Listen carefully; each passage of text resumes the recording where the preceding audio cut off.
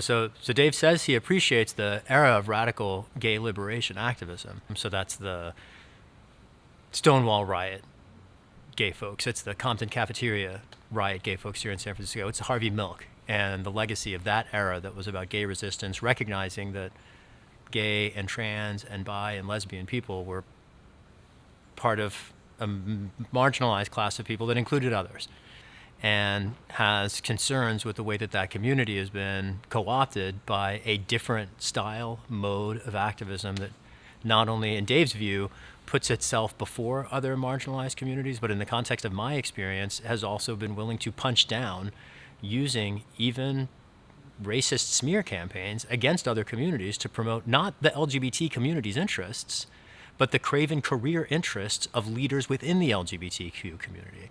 And that's a layer of corruption that I think is a demonstration of many of the things that Dave tries to bring to the table. I think a lot of Dave's critics are concerned specifically about his response to the trans community. And Dave openly admits to being a transphobe. He embraces this ideology of trans exclusionary radical feminism.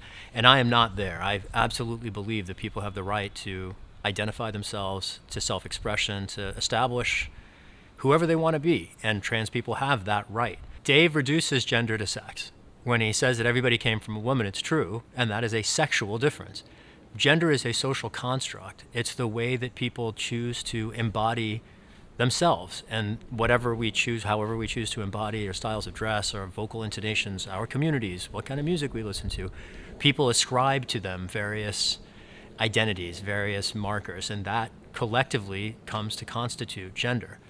My concern, to the extent I have one with Dave's perspective here, it's that he might deny people agency to construct themselves.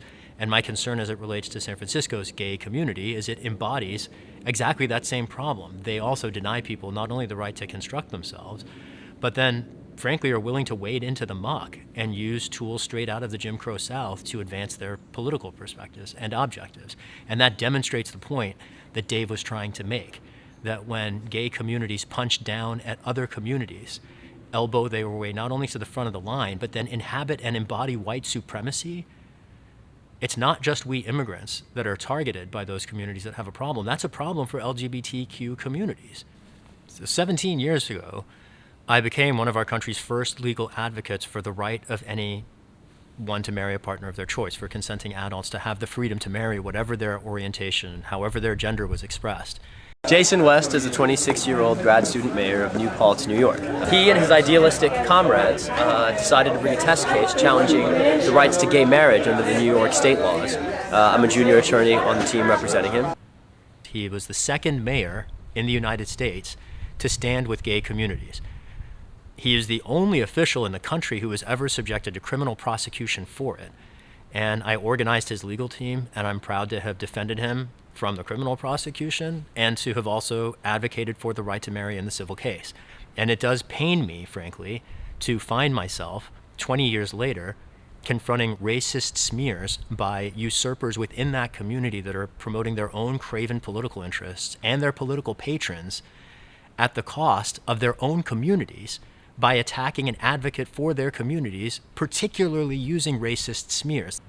At the end of the closer, Dave asks this really poignant question. He asks, why is it easier for Caitlyn Jenner to change her gender than it was for Cassius Clay to change his name? And I have a similar question. Why are white trans activists allowed to construct racist smears to serve their own craven political purposes without ever being held accountable for it, even after the lies are exposed?